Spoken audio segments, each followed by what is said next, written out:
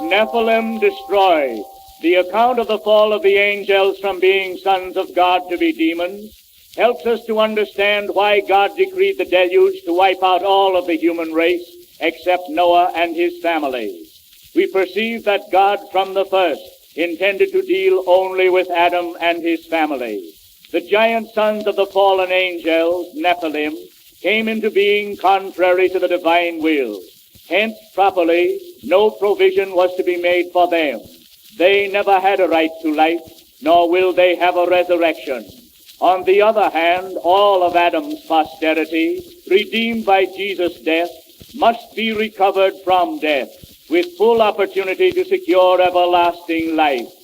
After the deluge, the demon angels dematerialized, resumed their spirit condition. St. Peter and St. Jude reveal the penalty inflicted upon them.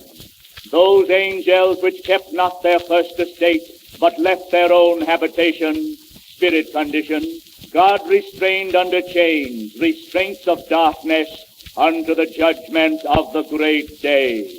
The liberties of the fallen angels, demons, were restrained.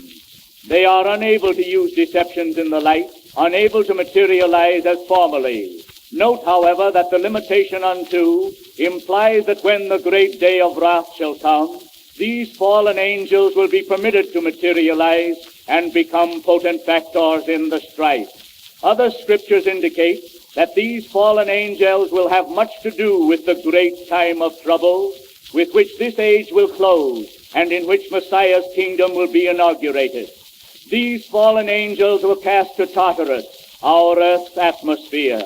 Satan, a cherub angel of higher rank, is styled the prince of demons. They are not in some far-off place stoking fires, but keep as close to humanity as possible. Not permitted to materialize, they seek to obsess, to demonize by clairvoyance and clairaudience. Mankind would properly resent them if their true character were known. They therefore personate the dead, communicating through spirit mediums. The end of that age.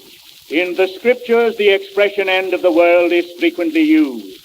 St. Peter tells us that the world came to an end in the deluge. It was not the earth which came to an end, merely that order or condition of things which prevailed prior to the deluge ceased there. A new world, a new order of things was there ushered in. This is in strict accordance with the proper translation of the Greek. The common translation, unfortunately, has deceived many. We would better read end of the age, not end of the world. Ages may end and be succeeded by other ages, but the Bible declares that the earth abideth forever, that God formed it not in vain. He formed it to be inhabited. It has never been thoroughly habitable, nor has it ever been inhabited in the proper sense of the term.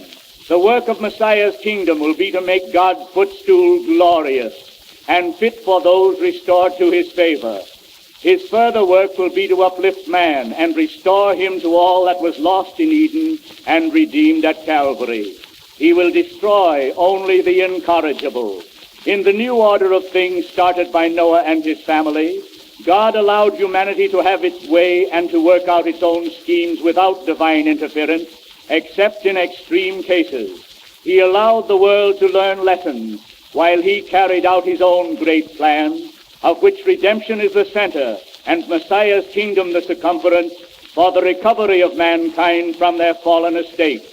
The development of God's plan has been long from the human standpoint, but not so from the divine. For we read, 1,000 years in thy sight are but as yesterday. And again, a day with the Lord is as 1,000 years.